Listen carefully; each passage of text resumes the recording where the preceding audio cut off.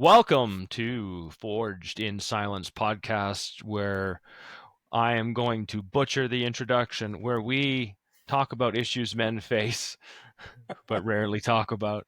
Sometimes I just put pressure on myself like that, and there's the blank, and so goes the intro. Anyways, it is nice to be back here with Robbie and Mike. Robbie, how are you today?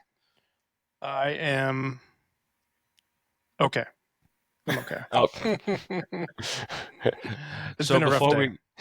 before we got on, Robbie said he was okay, and I call bullshit. Yeah, sounds like it. Yeah, Well, yeah, I was gonna say I'm fucking fantastic, but yeah, that's but I'm not. maybe we can talk about that later, Robbie. I was Yeah, gonna we say, should. I know a good group you can talk to. Yeah. I'm They're sure right we'll get into it. Mike, it's good to have you here. It's nice to Mike's a friend of mine. He's local here to Grand Junction, and he was when we got to talking, he was interested in joining us here on the podcast. And so, Mike, tell us a little bit about yourself. Thanks, Steve. I appreciate you guys having me on. Mike Lara, I'm a local business owner here in Grand Junction, Colorado. MLM construction, remodeling, general maintenance, and you trash it, we'll smash it. Slogan. That's not a good slogan. I think the slogan is MLM construction. Call us or we'll beat the crap out of you or something like that. That's a song like.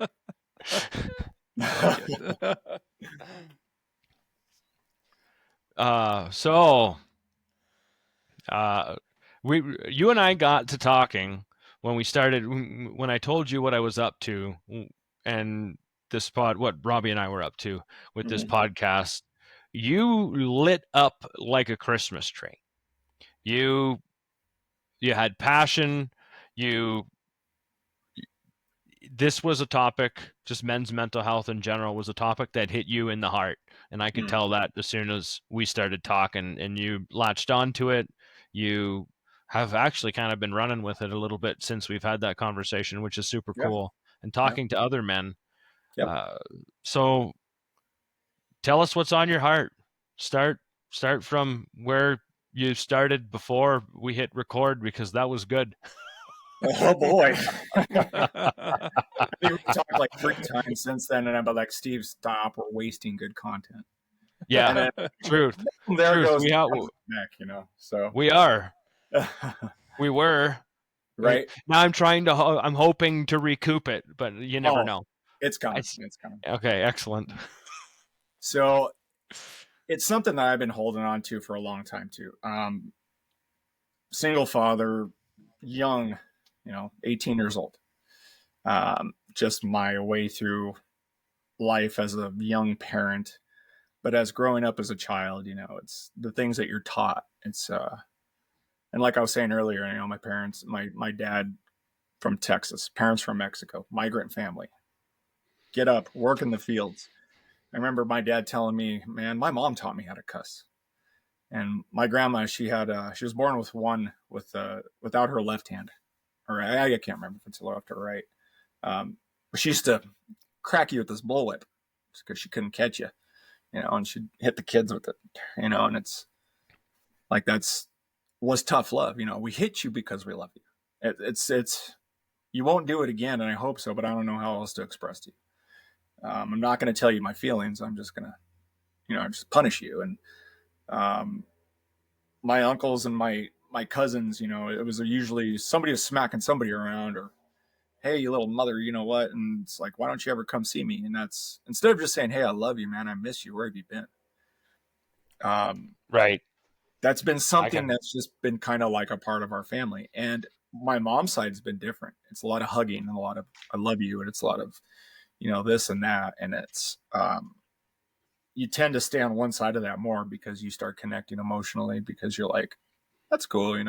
I still like the big badass tough guy stuff, but I mean, somebody just said I love you in my family. That's, I love you too. And it's just been something that's been on my mind since then. It's like, why why are we not allowed to talk about it? And like I was telling you, I think it was a couple of weeks ago, it's like, we have to celebrate your religion. We don't really have to celebrate it. We have to, how would you say that? We have to, um, recognize your religion. We have to recognize your gender. We have to recognize your beliefs. We have to recognize that you want your kid to have a litter box in the classroom so they can take a crap. We have to do that. But the one thing that we don't recognize is men's mental health. And I told Steve, I keep saying it because it's like Chris Rock said it the best. Women, children, and dogs are the only people on this planet that are allowed to have unconditional love. Men are only allowed to be loved conditionally if they provide,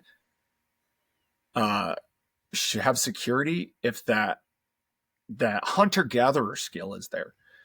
It definitely feels like your value is based on what you bring. Yeah. Exactly. And then how do we get from that and say, by the way, yeah, I came home and I clubbed a baby seal. Now we have dinner for the next 2 weeks. Or, you know what? I fought off a lion for you and I did this and I did that. Like, cool. What else did you do? Here's a question for you. Do you find appreciation comes, the words in my head are come at a cost? Like, do you find appreciation comes rarely and not often enough? Yes, comes rarely and not often enough, because your appreciation that you need, you have to put it on that appreciation plate for it to be recognized. Like, you have to say it first. Go ahead, Robbie. But it's also based on their expectations of you too. That is true. But how do you know the expectations? If it's not coming, that's the thing, right? The silent expectation. That's the silent expectation. That's the unknown. That's the void. I think that comes in the workplace too. Oh yeah, I was just thinking that. Yeah, I mean that shows up in the workplace. I get from my own experience that was one place where a thank you would have been like, that's where we got to the point where a thank you was like, wow, you noticed, because it never showed up at all. But right. And it's that, but you also have to understand too that expectation of the appreciation, that could be a black hole as well. Because then you're going to start a whole new problem. Well, all I was expecting, what do you mean you were expecting? What do I get expectation? What do you expect this? What do you expect? Like, well, all I wanted you to say was, hey, thank you for doing what you did today. And then it turns into, well, where's my thank you for doing what I did the other day? And then it's like this revolving door. And then that's where the, you know what? Never mind comes in. Never mind. I don't need it. I don't need that. When you're dying inside, that's what you literally need. It's that one thing you need. And I was telling Steve the other night, men go to work. And I'll give you an example. I worked in the oil field for a long time, and 100-hour weeks. I'd get up at 2:30 in the morning, wouldn't come home till 6:30. I tried to make sure my son had a couple hours with me, my daughter, and my wife, which meant I was left with 4 hours of sleep, sometimes 50, 60 days straight. But my body got so used to it that I could do that. I made sure that they had their time with me, so I just didn't come home and go to bed. Unfairly do this, do that. Like, I would still come home after 16 hours, cook dinner, mow the lawn, do laundry, do stuff like that, because that's what I signed up for. It's part of my job. But you get to this point where you're like, hey, how come you just didn't cook dinner? I mean, I did work 16 hours and, well, I work hard too. And then you're trading back and forth this game, throw and catch. You know, here's the problem. Becomes like a competition almost. It becomes like who did the most, where, what. But me, as being away for that long, like, I was kept on site for the whole time. So I stressed out the whole time because my daughter is my wife's stepdaughter. It's my daughter from another marriage. And, you know, it was a tough road to get along with. And I stressed out the whole time about if they were getting along, being helpless. That's valid. Being afraid. being worried that they weren't getting along and my daughter's crying, or my wife's being mean, or my wife's fed up with it, or she's had enough and I can't leave because there's 2 people in the company total, one on days, one on nights. So what do? Do I lose a job that pays me extremely well every month? Do I go referee my daughter and my wife? What do I do? What do I do? So I'm just going to sit there and I'm going to freak the hell out, stress out, and then come home and talk about it. And then it turns into, the yeah, but, or it's, can we just talk about it? No, because it turns into, well, let me tell you why it's way worse for me. And it's like, this is why guys don't go home sometimes. That's why they hide out at the bar. They're like, oh yeah, my wife said this and she said that and blah, blah, blah, blah. I didn't pay any attention to her. And I showed up here. That's why I'm here. I'll give her time to cool off. When really he didn't want to go to the bar. He wanted to go home and love his wife and be happy with his wife and just her be happy that he's busting his ass every day. Yeah, I think we're pretty simple creatures overall for the most part. Like if you're I'm trying to think of this. I'm like, kind of like a dog. I'm happy you could, like when she comes home, I'm just happy you come home. I want you to be kind of happy when I come home too. Like that would be nice, right? Oh, so it's so great to see you. Hug, a little excitement. I know there's the stress of the world that weighs on all of us. And because of that stress, I think it prevents us from listening to each other. Like instead, we take that personally. From my own experience, it's almost easier to take it personally than it is to just stop and put myself aside. And I want to hear your problems while I was gone, and let those problems not try and be my problems, and put my fix-it shit away and all of that stuff. And then when it's my turn, here are the problems that I'm dealing with. Now, I'd love it if you could just listen and not take things personally too. And then this goes back to the conversation that you and I had, where we can allow 2 different things to exist at the same time that they might not jive. They might actually pull us apart a little bit until we can figure out how that conflict can reconnect us. But if we don't talk about it, or when we slapping each other around with the yeah but and the other things, we miss the connection piece in there. We're missing the fact that we love each other. We're just disagreeing. We're not telling each other you're less of a human being, or you're less than a person, or you're less than a partner or spouse or whatever. You're not less than that. I just don't like what you're doing, and it's just not my point of view. It's not the way I think, and it's okay at the end to not have a winner. It's okay to you walk away with your opinion, me walk away with mine, but still be cool about it, And it's like you said with the dog, we're like dogs. Like, you can yell at me, but guess what? 2 minutes later, I'm going to be wagging my tail and be like, do you want to play? Do you want to throw the ball? Do you want to do this? Yeah. And the other thing too is like ask a man for help, right?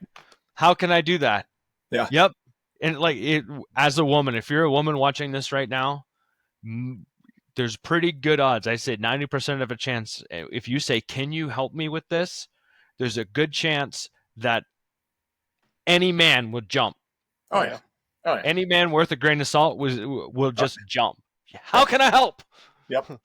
You're taking into years of evolution of saying, I'm a problem solver. I will fix it. Yeah. And then, but then you get to the point where you're like, it's not the kind of help I needed. You know what I mean? It's, and my wife and I do that all the time too. I give her a really hard time. She's always willing to help me. She really is, but it's always the wrong kind of help. The majority of the time, because it's more questioning what I'm doing. Like, I know I don't know how to do that, but I don't think you know how to do that. So I'm going to ask you. I definitely don't know, but I'm asking you if you know. Like, I have these customers all the time. They're paying me money to do these. And the one simple thing, you just got done asking me if I even know how to do it. Okay. It's not the help I'm looking for. I'm looking more of the, just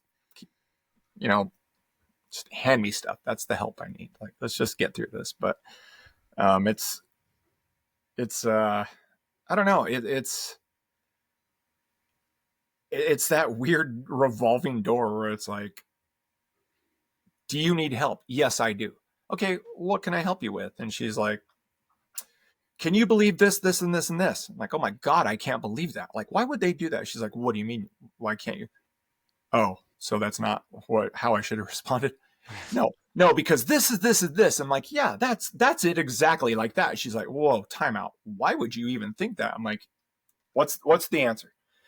Can you just write down the answer? And that's what I choose to repeat. Like, I don't know what to do. Do you just want me to, what do you want me to say? Do you just want me to agree with you? Because I need the part where I agree with. Give that to me first. Or, I feel like that she's got like this ball and it's her thought. And I'm that wall. She's just bouncing that thought off. And it's like every time I respond, it's like, shut up, wall. You're just supposed to let me bounce this ball off you. And that's the frustrating part too. And then it turns into an argument. That usually turns into are you even listening to me? And then we go down a whole different path. I think we're talking about the expectations, and if it's not communicated correctly, they come home and want to tell us their problems. Yeah. So we come home, hard day of work. They may have came home from work. Kids could be crazy, whatever it is, right? All kinds of circumstances. If they just want us to listen and to agree with them, fine. That we can do that. But when we hear the voice, sometimes we go into the problem solving and the fixer. It's like, well, you're so upset about this. Let's talk about this and maybe a way to fix it. If you just want me to listen, you need to tell me you just want to vent to me and listen. But look, women, this goes both ways.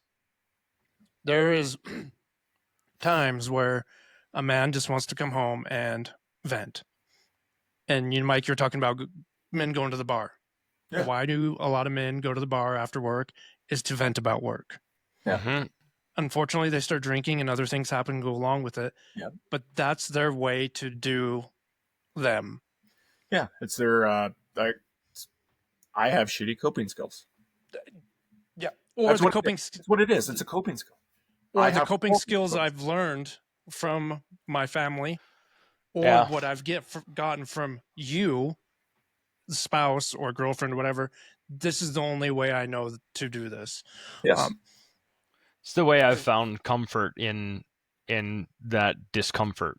Either whether it's like relational, whether it's the stress from work, the stress from even overall societal pressures, whatever it is that you're involved in, the lack of general time to do the things that you want to do. Yeah. Mm-hmm. Can I brand on this show? What's that? Oh, I said, can I brand on this show? Sure. Go for it. Yeah. If it's good enough for Tucker Carlson, it's good enough for my mouth. Well, then Carlson started his own brand, didn't he? I think Did he? so. Yeah. That's funny. I mean, he's got the name for it. He might as well start his own brand. Right? He's either going to be a tax guy or Tucker Carlson, or he's going to be some sports guy. But like Tucker Carlson, that's, hey, Tucker Carlson, can I have your autograph? Or, hey, Tucker Carlson, where's my taxes? I'm kind of surprised Hermosi hasn't started his own nicotine brand either. Oh, is he a nicotine guy? I think he is. Yeah, I could be wrong. I think he is. I think so. I thought it was cigars. Wasn't it cigars? I don't know if it was cigars or I thought it was nicotine. I don't know. I don't know if it was the study that was on Rogan. We're going to sidetrack this one big time, but if the study that was on Rogan about nicotine helping your testosterone. Yeah. Mm-hmm. Yeah, because I believe, and we don't have a Jamie for ourselves, but I think it was Gary Brecka that was talking about that when he had Gary Brecka on the that's why they say, just the inhaling and you absorb the clean nicotine. You don't have the carcinogens and all the other stuff, but it's good for you. Yeah, that's one thing. I mean, I Googled it, and when you Google it, you don't get you get the same stuff that you would expect to get and how bad it is for you. I feel like it's interesting how you there are guys out there, and I don't even if it's Brecca. Where's the study? I'm curious about where that study is. You know what I mean? I know, man. And We can I go don't down know if it's that the one. inner like addict in me too. That's like, hey, you can go and have some nicotine Right? when, yeah, because I mean, I'm an ex-smoker. That's 3.5 years ago. Nicotine sounds like a great thing. I'm just saying that out loud. I won't. I rather enjoy now finally not using anything other than caffeine. So Sugar. That one's a hard one too, though. Try the mushroom coffee. you Not know bad. what though? I don't have a problem. Like if I wake up in the morning and don't have a coffee, I don't get a headache. I don't I don't have any physical like symptoms. I have one coffee a day, and if it's a an off day once every 2 weeks or whatever it is where I have a second coffee, but it's one coffee a day. I don't really use caffeine excessively. Energy drinks are like a massive no-no for me. Caffeine in general for me will, if I have three coffees, I'll be sitting there spazzing out for the next 3 hours vibrating. It's Oh not man, good for me. I could drink coffee all day long and still be like, all right, time for bed. Let's finish this pot. Yep. Oh God! Like, If I Yeah, have a me too. coffee at 4 o'clock in the 4 o'clock in the evening, 5 o'clock in the evening, I'm up till midnight, guaranteed. Like oh yeah, no, I might as well go run a damn marathon or something like that because it won't put. I'd have to do that to put me out because it's just yeah, ready to not me. go, Like, ready to go. I don't know how you guys do it. bring it on. I leave the house with the Red Bull every morning. It may or may not have a little vodka in it, but oh my god, like, what's the big deal? You're at Lowe's at 8 o'clock in the morning with the vodka Red Bull. So what? Like, have you ever been to Lowe's at 8 o'clock in the morning?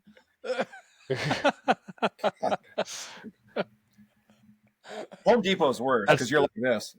I know more than you. Stop talking to me. Anyway, contractors will get that. The contractors look at that.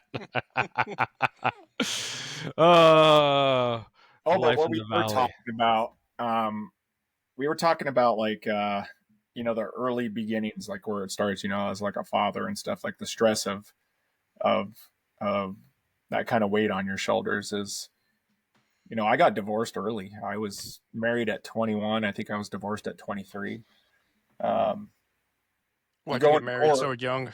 yeah, oh yeah, son at 18. He was born in 1997.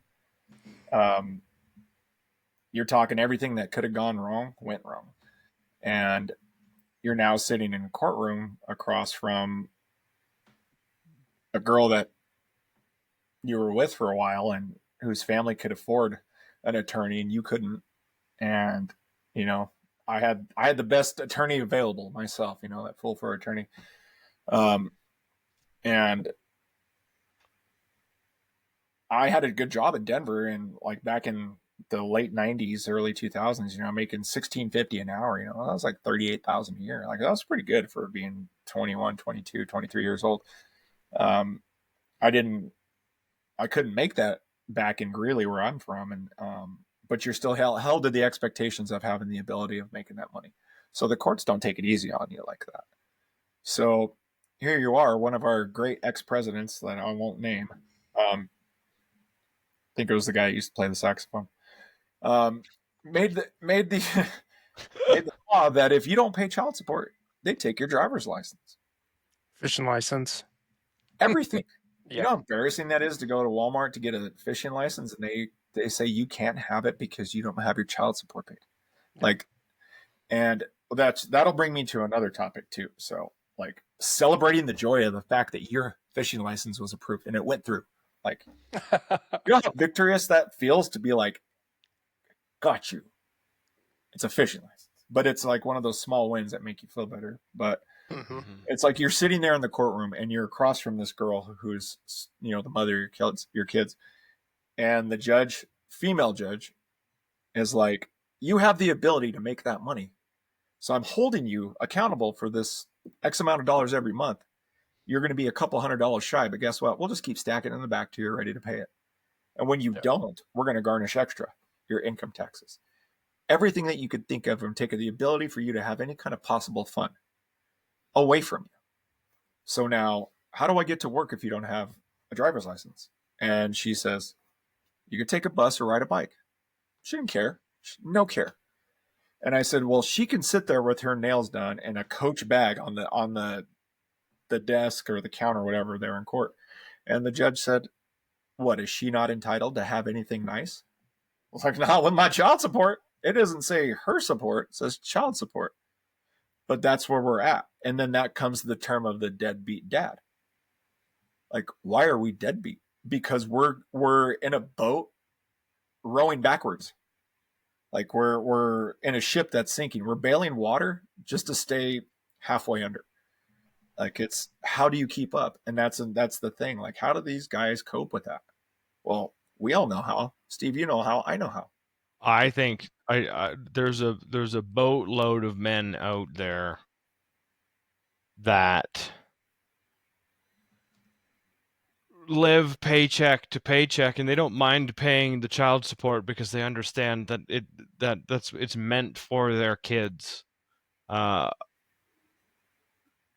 know they would like to know where it goes, and I mean, if there's ladies out, this conversation could light up a fire, but I mean, they know Sure. where it goes. It would, and I know there's guys that would be like, if you just let me know how it was spent on the kids, that would be great.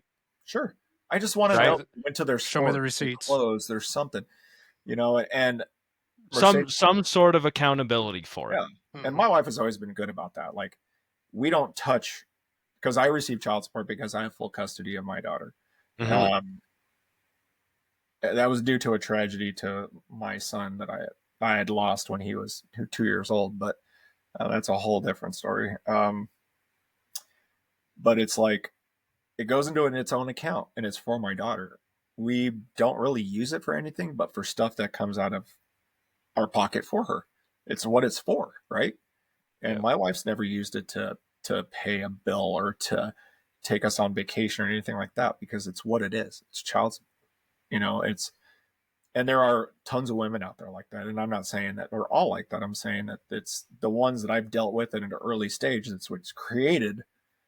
And I take accountability for every single one of my actions, but I'm telling you, like, that's created a lot of my demons and my bad coping skills.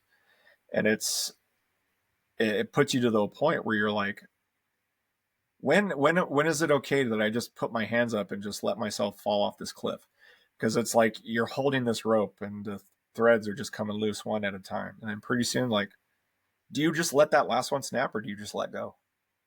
And I'd say the majority of us just let go. Or they see right? They're eventually going to fall. Don't even grab it to begin with.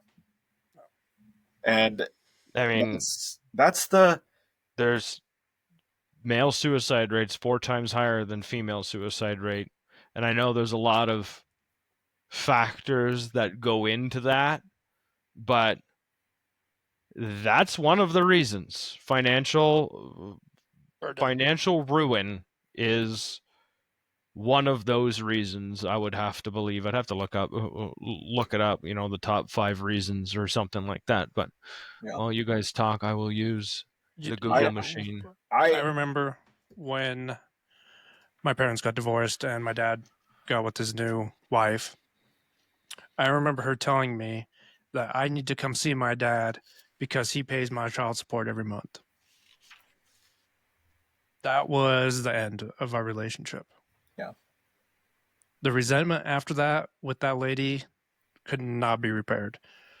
You putting a price on me because you're not getting that money to go do cocaine on my head to come see my dad was that was it. Yeah. And Colorado is like one of the worst states. Luckily, worst state. Yeah. Luckily, I was in a county that they didn't put up with that shit because they had other shit going on. I was told if I was in Denver County, just be ready to pay them the highest percentage they could take out of your check, and all the other stuff. Luckily, I don't have to pay child support, and now my daughter lives with me full time, and I'm kind of getting that child support thing too a little bit. This is where I have a problem with it. Like you were saying, she has the coach bag, her nails are done. She's sitting there looking all pretty. We're over here suffering. A lot of men are suffering, pay child support. I have a story of a very good friend that he pays child support, has a very good career. His wife does not. She owns her own business, so she can fudge her taxes. She can fudge how much she makes. So this dumbass, every time he'd get a promotion, he'd go tell her. So every time he got a promotion, she took him back to court. Yeah. For 2 kids. It got to the point where he couldn't afford rent anymore. He had to go and live with his mom. At 40 years old, he had to go live with his mom because she was taking so much money from him every month that he couldn't afford rent in Denver. It's a broken system. Very broken. And it is. It really is. And I remember going into mediation talking about, let's figure out your balance between who makes what and the ratio of, the income. And the mediator, who's supposed to be what they are, the mediator is saying, do you do overtime? You need to count that. And knowing what I know today, that's totally not okay for her to say, because you don't have to report overtime. Mm-hmm. That is optional. You don't have to work overtime. So you could report your 40 hours. That's it. So here's me. I get 40 hours a week, but I get 60 hours overtime. And she forced me into it, said it, boom, there I go. There's my overtime now. I'm paying $1,400 to $1,100 a month for kids, for 2 kids. And the next thing I know, I can't have that job anymore because I have to be a single father now. I have to take up that other slack. And now I can't. I have to pick up kids, drop kids off, doctor appointments, do all the stuff that, the husband and wife team would do. And I'm not bashing my wife by all means. Like, she is one of the strongest people I've ever met in my life. She's always picked up that slack. She knows what it is to be like a wife of somebody who's in oil and gas. She knows I'm going to be gone. There's no such thing as birthdays, anniversaries, holidays. Like, I've spent many Christmases away, and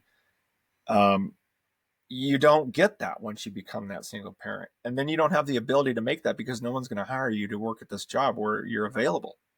And now you get this paycheck and you see $127 every 2 weeks after that. I lived with my parents for a long time. Everything was taken from me. Like, I let the fact that I couldn't afford a $5,000 retainer for a lawyer to fight this. I didn't know that if you have more overnights and you have equal this, equal that, it gets, this. I didn't know any of that. I didn't know that stuff. But there's no help for single fathers. There is, but oh my God, the hoops you got to jump through. And then you got to be qualified. And then you have to fill out this. You got to fill out that. Blah, blah, blah, blah. It's like, isn't there somebody out there that can just say, I'll help you? There's not, but there are for women. It's all over the place. There's always something there for them, because even if you separate from a guy and you tell the court that they're separated and now we have kids, even if you don't press the child support issue, the state will take it over and force you into your child support. So now you're going to pay your kids and your ex, and it's like, whoa, where is it? That's so one-sided. Like, where do they step in and go, okay, let's make this fair for you both? How do you get equal time? How do you get equal this? They automatically give you 87 overnights every other weekend, or that stupid standard. You get your kids every other weekend, a couple nights a week, every other weekend. Split your holidays, this and that. So they set you up immediately for the worst amount of time with your children possible. Like, and there you go. There's your money. There's the scales tipping. Now you're paying out. Now you're getting less. And then you're like, what did I just do? I agreed with everything the court said because they said this was the best interest of the kids. Well, I'm sure it is. But at what point do I get to survive? At what point do I not live with my parents? And honestly, like, do you know how many deadbeat moms there would be if there wasn't assistance for them? Like, Yeah. it's The one thing I don't I feel bad for understand saying that is because it's a crappy thing to say. no, it's fair. It's totally fair. This is my problem with all this. Who is so goddamn good that they can decide when a man gets to see his kids? Who is this person, these people, this government that says, hey, you're getting a divorce. We know what's right for your kids. They don't know shit, right? They don't know nothing. But they get to decide you get your kids 87 overnights a year. Well, I went from 365 overnights a year to this, and you think it's going to be okay. And they wonder why men turn their tail and leave and become deadbeat dads. Mm-hmm. Yeah. It's like setting us up for failure. And, to stack on this, some women will go and have more kids with multiple men so they can stack that government funding they're getting so they can live comfortable. Then they get the child support on top of it. They don't have to work a day in their life and they'll just keep stacking it. And you know what society says? It's fucking okay. Yeah. It's okay. Let them do that. Yeah. But then we as a man turn around and be like, this isn't okay. And, to your point of the rope just fucking broke and I'm going down. I don't give a shit anymore. Yeah. It's an easy choice for us men to just make that decision because we're in silence.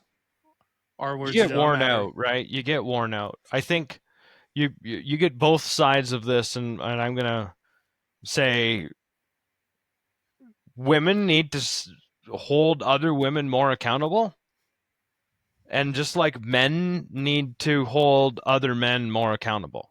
Like if you're a dude fucking around and you know another dude, you need to say to the guy, hey, listen, dude, that shit ain't right. Yeah, stop. I mean, a lot of the right, like it's true. That's very true. And I've done that too. I've been like, don't do what I did. I didn't show up for my life until I was 35, 34. And my wife downstairs, that's my savior. She saved my life. Like, I don't care I'll tell that to anybody every day. She saved my life. She made me show up for my life. She made me want to be a better father, a better husband, a better man, a better this, a better that. And your life's there. Like, you don't waste 20 some years of it. Like, show up for it. Don't do what I did. And, I'm glad I have, a younger brother and younger sister. I'm like, I don't do anything I did. Don't do that. Like, don't learn the lessons that I learned that were the hard way. I was completely up here doing everything you shouldn't be doing. My sister kind of was like me a little bit and just kind of got a little trouble here, a little there. My brother was like, nope, me. And I'm like, man, that kid's got everything. He's got something that I wish I could have done. Granted, I wouldn't trade my life because of the way it is now, the way it ended up. I wouldn't trade that for anything in the world. But I'm glad I learned and did what I did because now I have a lot to tell somebody who, like you said, you see somebody like that, like, dude, snap out of your shit. Like, stop. Yeah, I think we need to hold each other to a higher standard. We do. And I because we get away with too much. Because nobody's going to help us. That's part of the problem. Is where, and why I mean hold each other to a higher standard. And I mean it this way. I mean it. Generally speaking, whatever you're saying to the other dude would be, if it's me having a conversation with Robbie, there's probably shame involved. Someone's going to get upset, whatever it is, because you're probably already heart set on the way that you were going to act or whatever it was. Mm-hmm. Yeah. At the same time, when I'm holding you accountable for it, I'm here. I'm not letting you get buried by it. I'm here. How can, let's talk about this, That's the level of care, right? That's the level. I mean, I keep hearing the brotherhood, and when people sit in silence and don't have the time with time with other guys, and I'm still learning this as I go on in my life, and even in this podcast, I'm learning a lot. And we as people need each other way more than we think we do. We do. We Right? do. Like you you ask for help, as hard as the hell that is. You ask for help. Yes, you can go from being humiliating or being humble by asking for help because it's a humbling experience, and then you can be going you could get humiliated by it if you ask the wrong person for help, because like you said, how the heck do you not know how to do that? Whatever, you're dumb, stupid, you idiot. Yeah. That's oh, you don't know that. Oh, let me. Okay, let's learn. Yeah. How can we teach? How can we support each other? Yeah, and And I've always been like that too. Like people would always say, why are you showing him that? Like take an example for work. Why would you show somebody what you can do? Because now you run the risk of them doing what you do. No. Like if we work together, we know what to do. That makes us stronger. Mm-hmm. And it goes into everything else. And asking for help and holding ourselves accountability, those are the two hardest pills to swallow as a man. That and being wrong. Like, but I'm okay with being wrong. I could do the being please, wrong thing. I used to suck at that, but like the being wrong thing, apologizing, doing something different. Okay, you tell me in a healthy way, yeah. but don't tell me in an unhealthy way, because I'm gonna get my back up too. But I, And when does the what is it? What was I going to say? God, I just lost my train of thought. What were we talking about?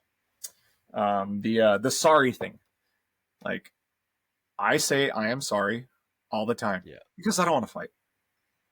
Like I did something, or she did something to upset me, but I'm the first to run and say I'm sorry.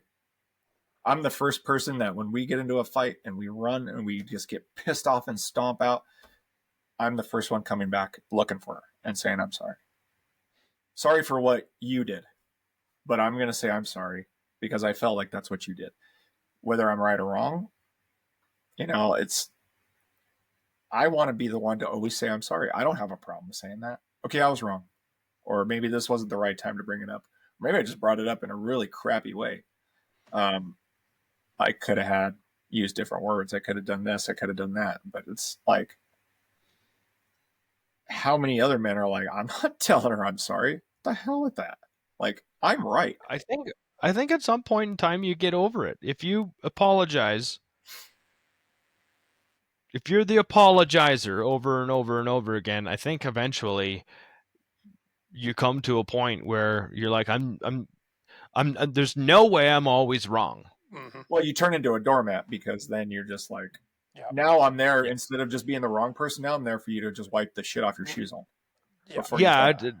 At some point, I'll go back to it. Like everyone, there's the accountability that needs to happen on both sides. It's difficult. Accountability sucks in general. It means I got to do something different, is what it means. That means change. Change is, even though change happens on a daily basis, every minute we breathe, change is happening.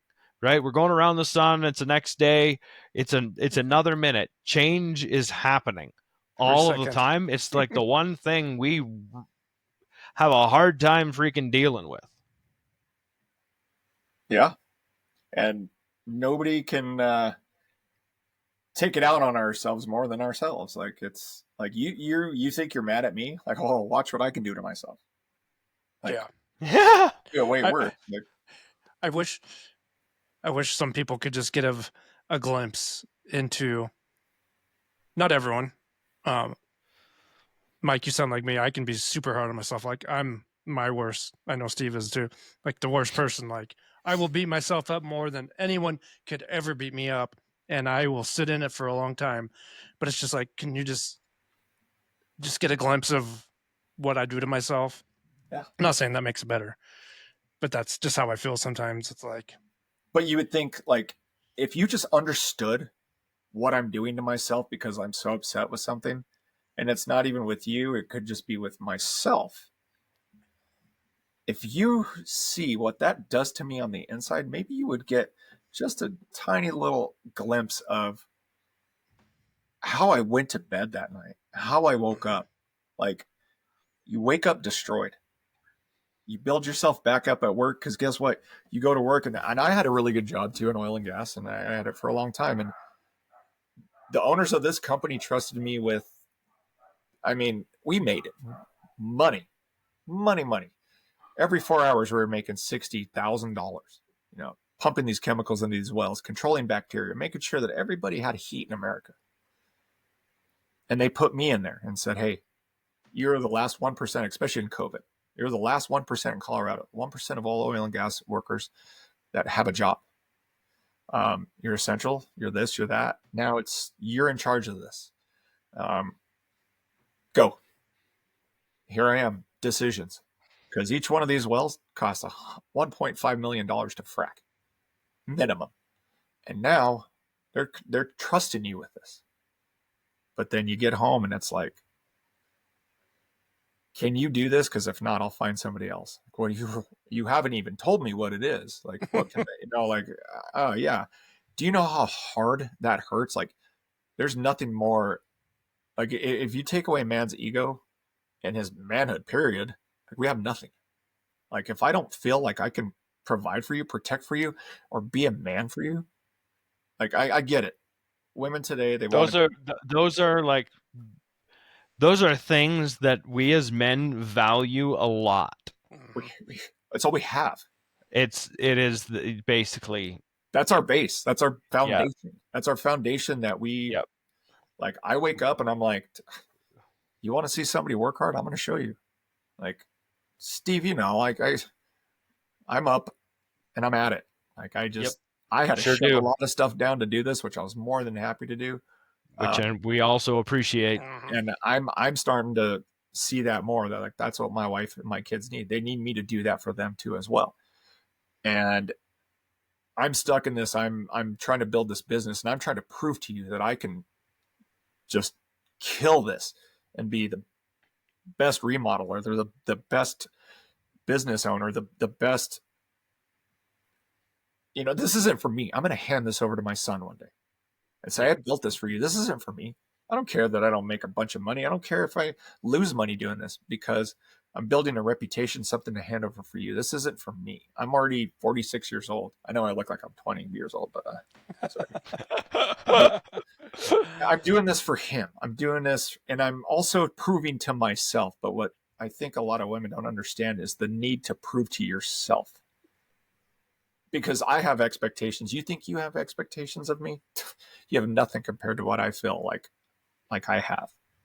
But then you turn around and you're like, I see your expectations. When am I ever going to meet those? Yeah. So you get mad at your girlfriend, your spouse, your whatever. You're mad at them because they have these expectations of you, and you're like, when am I going to ever reach it? Because I get to this bar and you're like, oop, one notch higher. But really, what do you do to yourself every day? Do you do the same thing? Because I do. I sure do. I'm like, I got this. Nope. We're going to do it faster. Next time it took me, last time it took me 4 hours, I'm going to do it in 2. And we get mad at ourselves. We get mad at each other for the same stuff. And it's the communication that gets involved with it. And then we start feeling attacked.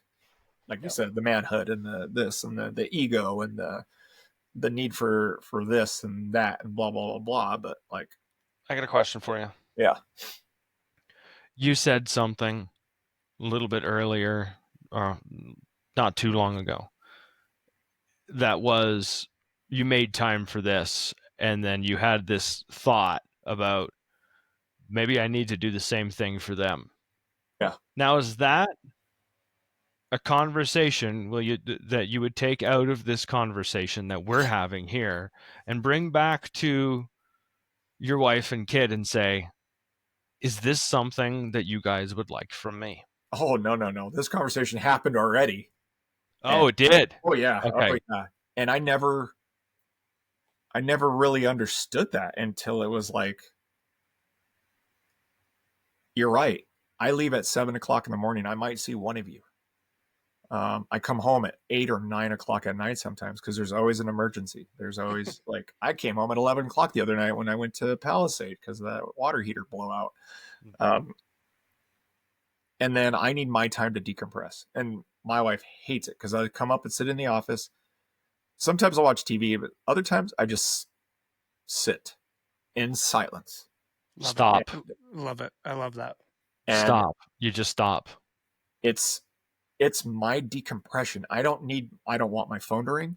I don't want to hear my name. I want to lock myself in a closet, not to scream, not to yell, not to get frustrated, not to get angry, but it's just to sit there in the dark and not hear anything. Because before I would just drink away that silence, or I would just do something else to get rid of that silence. Yep. I would create a whole different ringing in my head, a whole different buzz. And now it's like, just give me a minute. Granted, I end up falling asleep. That's my fault. I shouldn't, I need to get better at that. But we've had that talk, and I recognize now that it's like, I'm becoming a stranger in my own home. But I think and then my thought is, you should appreciate that I am 7 days a week killing myself to make something of this. But really, do I need to do that? And I'm more now seeing that, like, I don't, because I see my friends that are other business owners and they're like, man, I wish I had your drive. I wish I had your work ethic. And I'm like, I wish I had your prioritizing skills. I could tell people no like you do. You're like, no, I don't work past 5. I don't work weekends. Kiss my ass. But it's like, everybody that calls me is like, I need help. It's like, it's a cry for help. It's not even like we want to hire you for something. This last person, somebody ran away with their money and left them without flooring. So I'm like, I will help you. That's part of the I will solve your problem part of being who I am. You called me and you have a problem, I'm going to solve it. I don't care. You call me at 2 o'clock in the morning, so you're too drunk to drive. I'm going to get in my truck and go get you. Mm-hmm. You tell me like last minute, hey, this has to be done tomorrow and I need help, and I'm sorry, it's 10 o'clock at night. This might take us till 6 in the morning. Let's go. I'm on my way. And then I feel bad because I realize what I'm not doing is my wife's asking me for the same thing, and so are my kids. They're just saying it in a different way. Yeah. And I'm like pushing that off. Like, I have a follow-on question to this. Is that how you build your self-worth? Sometimes I think sometimes I'm just making up for.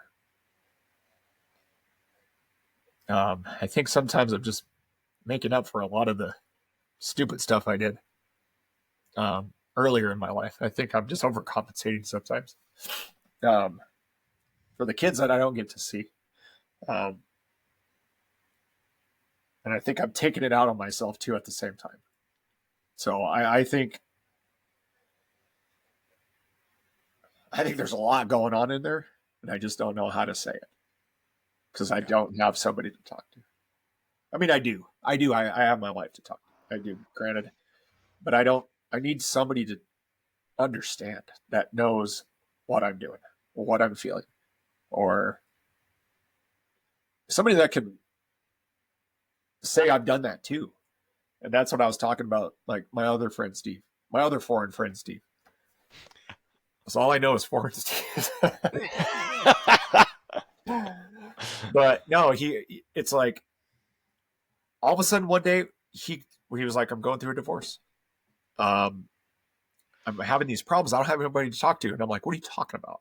And all of a sudden, like, it just went like this. And now I'm the one saying, hey man, call me. We could talk about this all day long. I guarantee there's nothing you've done yet that's been worse than what I've done, because I've been through it.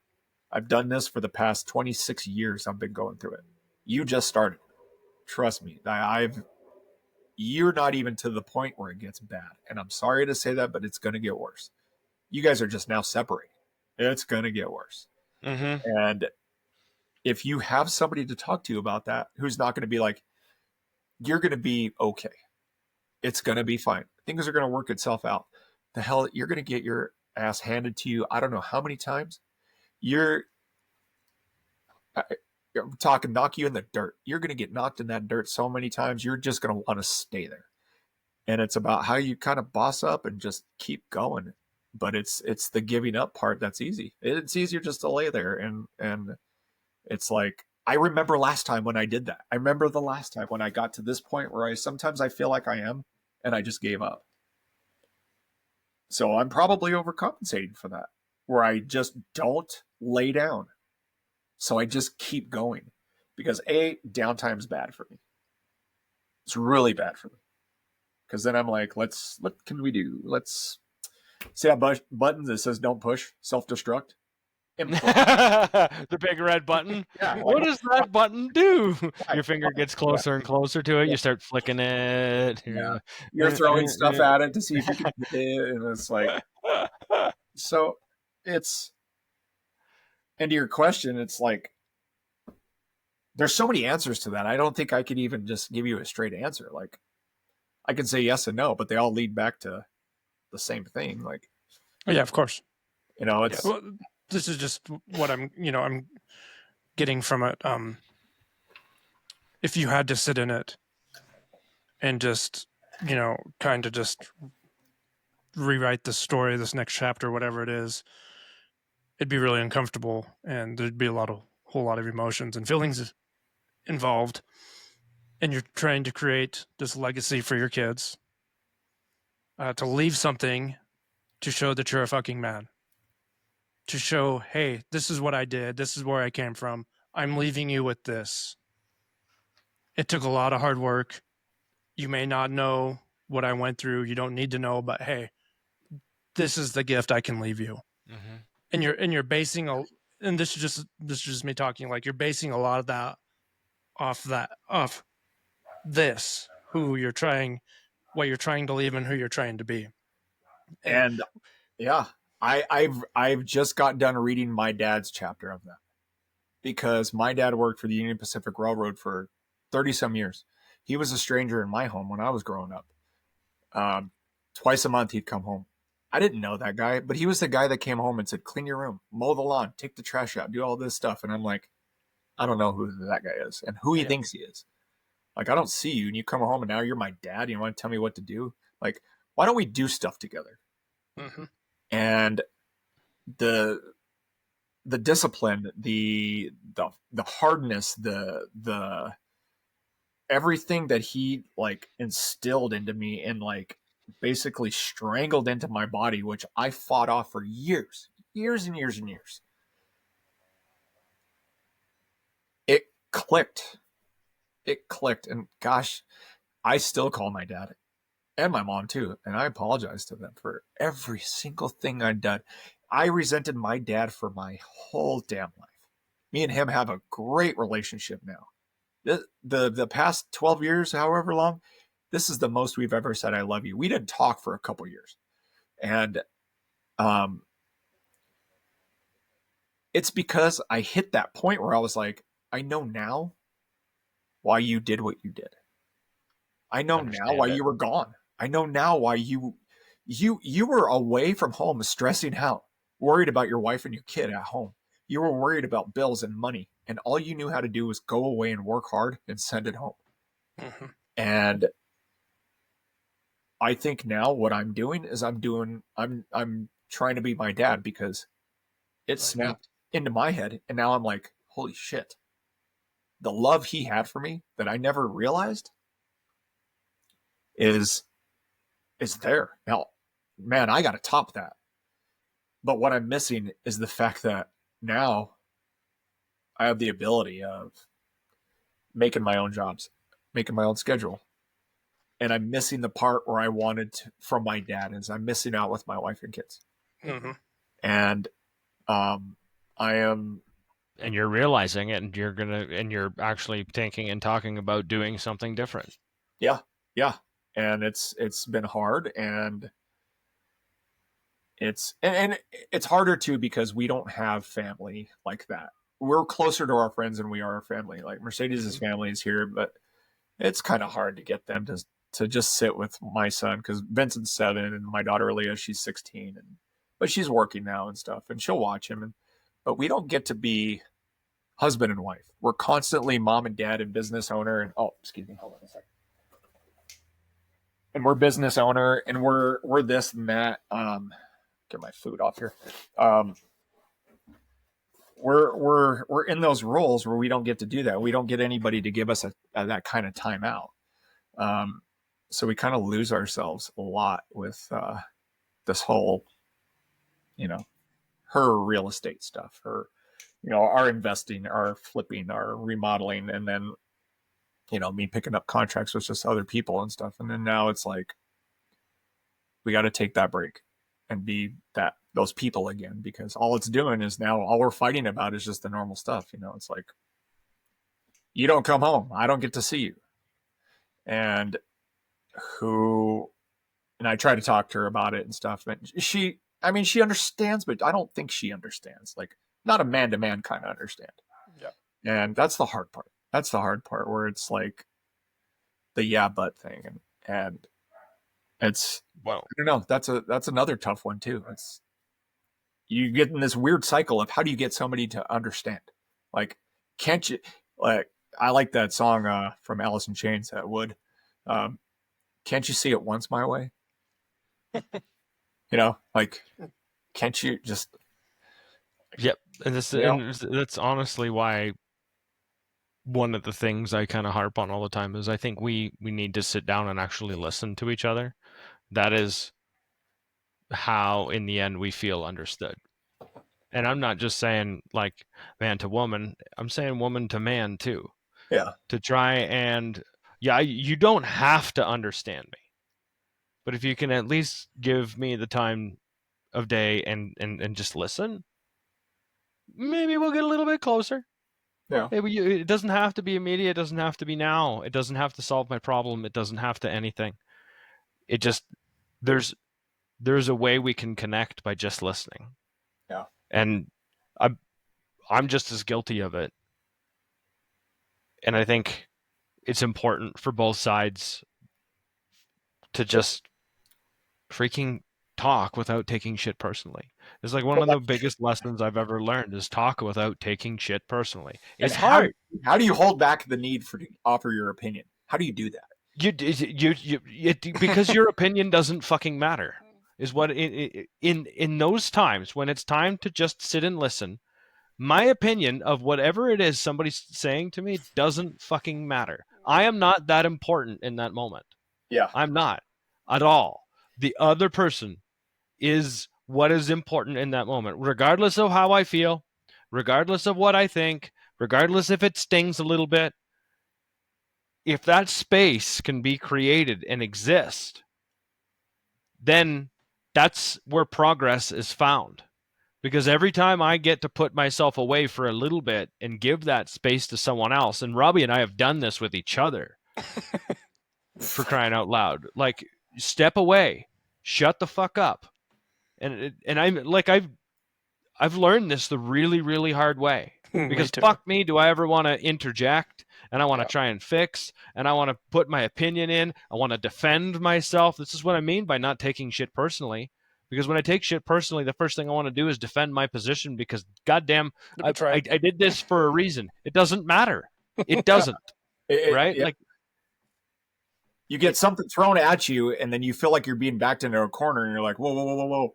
And me, I'm not a just go ahead and swing. I'm like, nah, I'm going to defend myself, whether I'm right or wrong, but you can't just, like, you can't back me into a corner. I will never allow that. Like, my fight or flight, like, your dog attacked me, like well, and then what happens there if things start getting accusatory, like, this is language that I'm starting to learn how to use. If it starts getting accusatory, it's like, okay, hold on. We need to pause here, and we need to change the language in which we're communicating. Like, I'll listen, right? But I'm going to listen, and this has to come at me with some level of kindness and compassion for me to be able to hear you.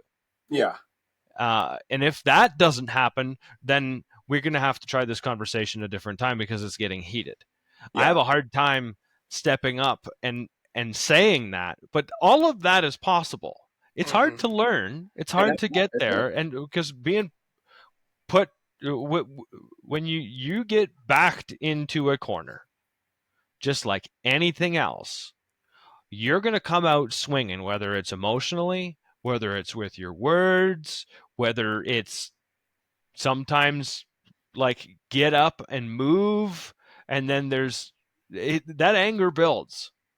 And it's just, in the end, it's unhealthy. I will try and preach healthy communication until the cows come home, and if the only way to figure out what that looks like is to try, and you're going to get it wrong a whole bunch of freaking times. It's just how at least that's how it worked for me.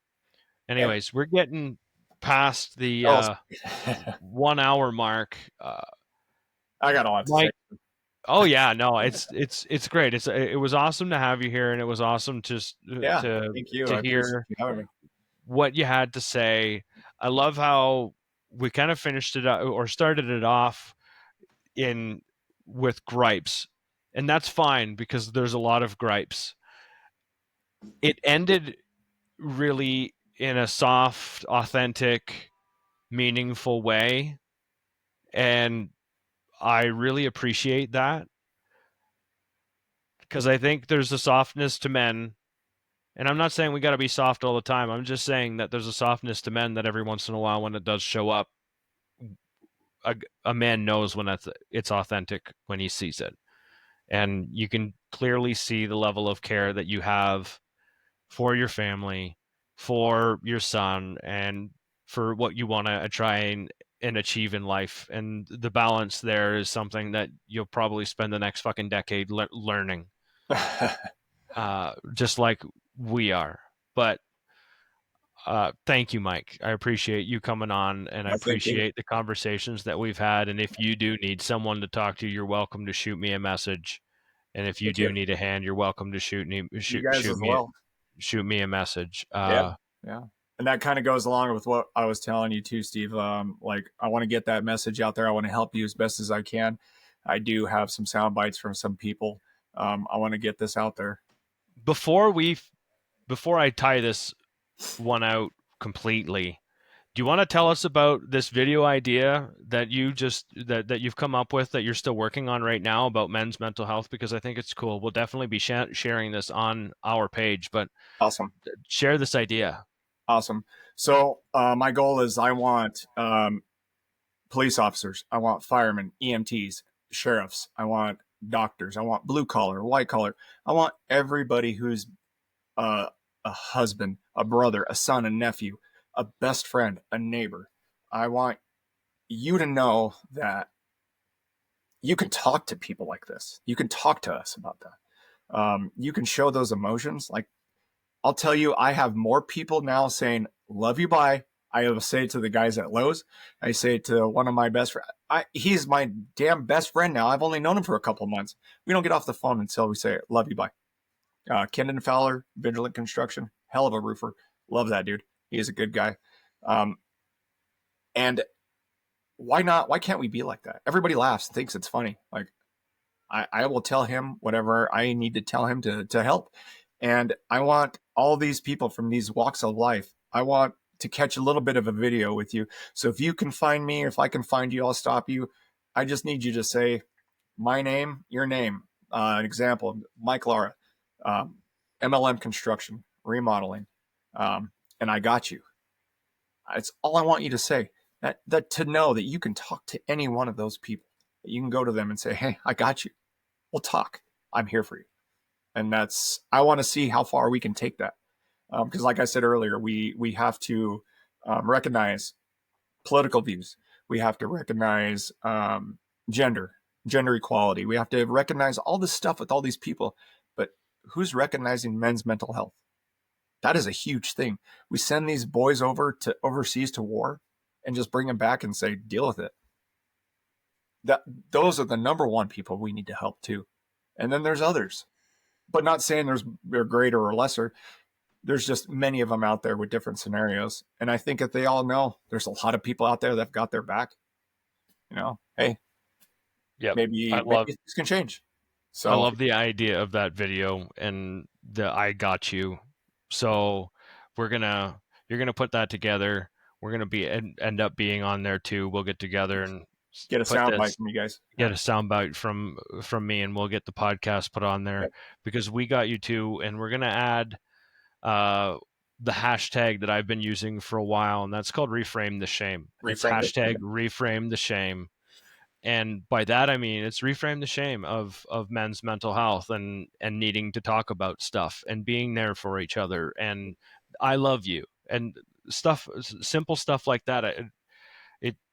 We get so busy and lost in our days that it's like you said, the guy at Lowe's, right? He doesn't have anybody to talk to. He feels alone. There's nothing else.